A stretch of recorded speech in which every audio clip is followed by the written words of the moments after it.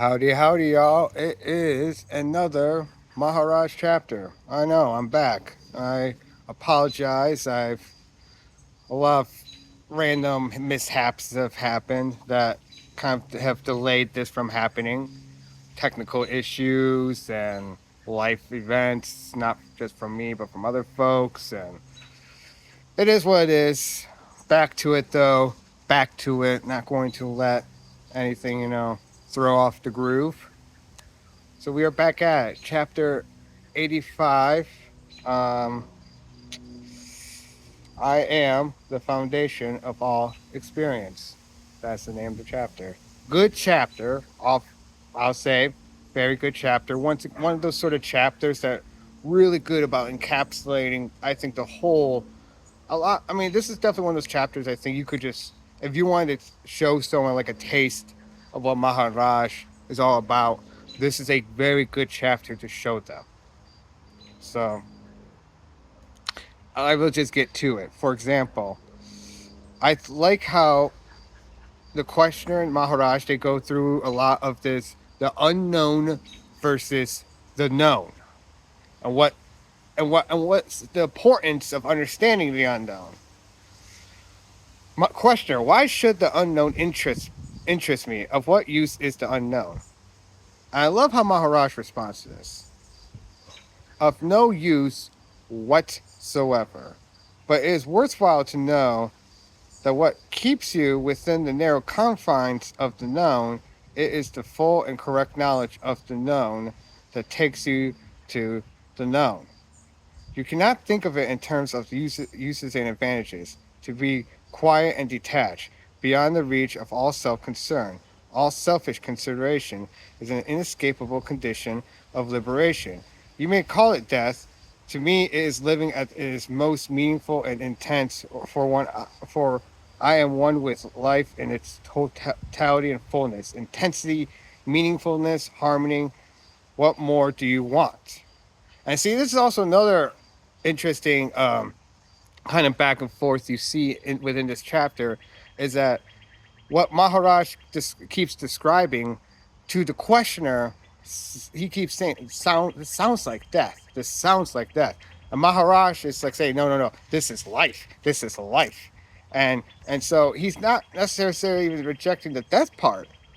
That Maharaj not necessarily rejecting of that it sounds like death, but he's saying, but that also means it is life, because Maharaj definitely, and he's kind of explicitly really talked about this in other chapters too, that he's one of the sort, and I agree with him, and I think most wise people would agree that death, there is something about death, is a part of life, right? This is a very deep understanding of, like, especially with Hindu Buddhist culture, of what life is.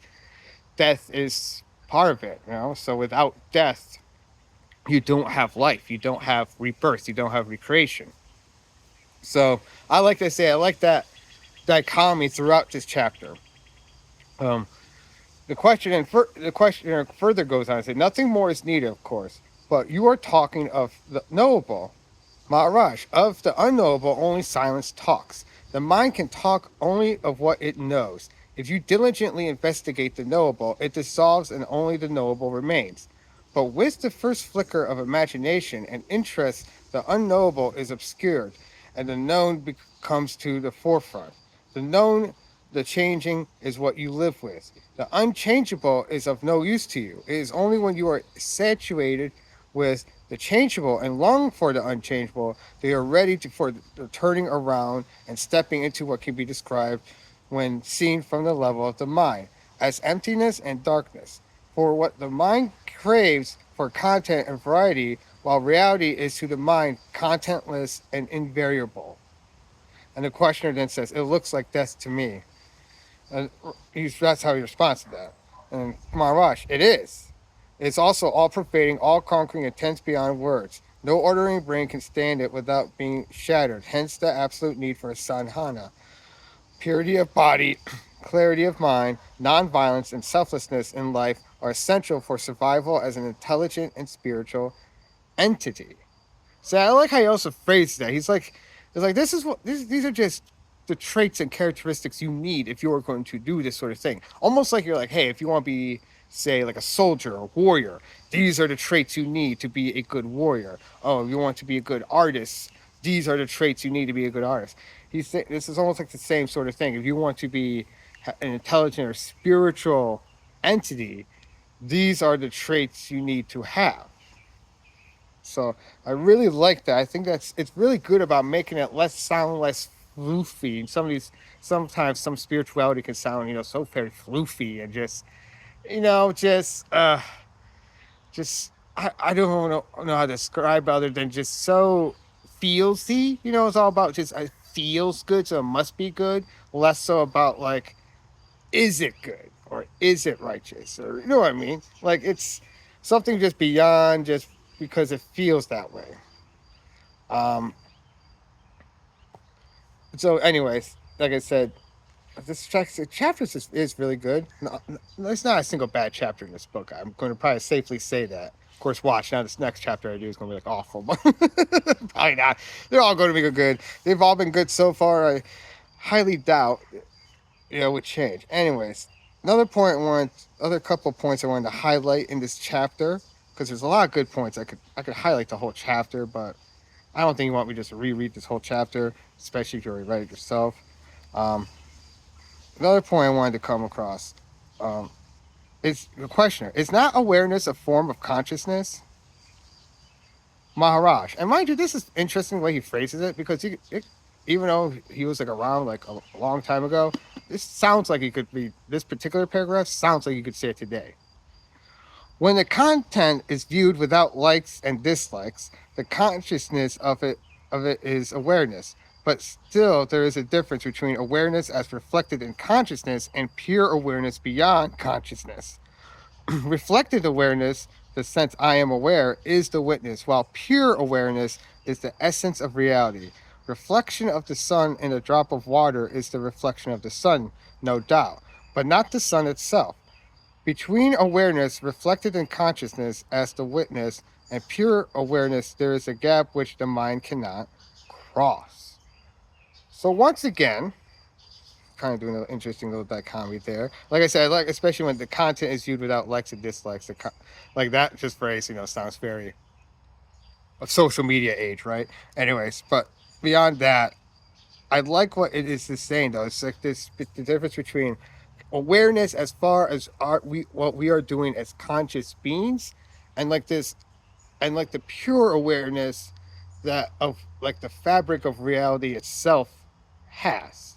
Because he even describes it later on in the chapter that like like essentially that this whole enterprise, like this whole universe, is like a living, breathing thing. He doesn't say it's like random chaos and nonsense. No, this is, you could think of the universe itself as a living being, and so the reflected, the pure awareness is that awareness is the awareness of that being is the sun, as opposed to us, we're that little droplet of water that's being reflected. That's the reflection of this magnificent sun. That's why we have this magnificence to us and feel this magnificence to us, because we are a reflection of this magnificence of this sun, of this creation. So, and now, like I say, just another couple points I want to get to. I don't want to, like I say, drag on too much with this. Although, like I said, I could with this chapter. It's really good. It's incredible. Uh, what was the other point here? Yes. So, this point right here. Do you mean to say, the questioner, do you mean to say that if I do not take to yoga, I am doomed to extinction? Maharaj, there is the guru who will come to your rescue.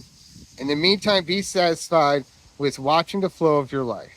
If your watchfulness is deep and steady, ever turned towards the source, it will gradually move upstream till suddenly it becomes the source.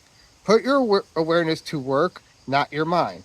The mind is not the right place, the right instrument for this task. The timeless can be reached only by the timeless. Your body and your mind are both subject to time. Only awareness is timeless.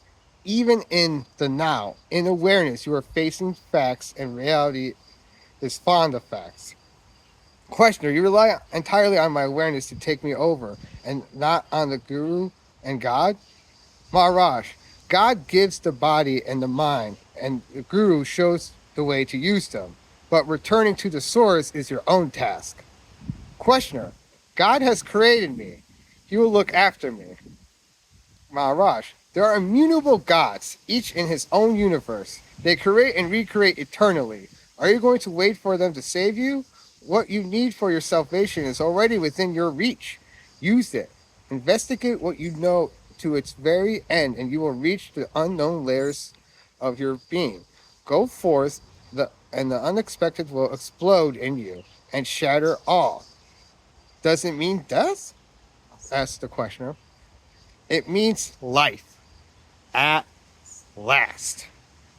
So once again, that dichotomy of life and death, and he's like, yes, but it also means life at last.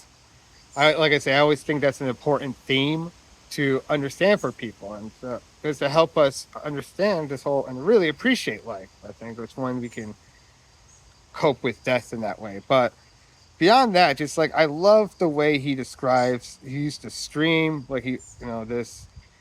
He puts into perspective what the roles of the guru, of God, and all these things are. And it's not you can't love God and appreciate God. I certainly do in my own life, Hare Krishna.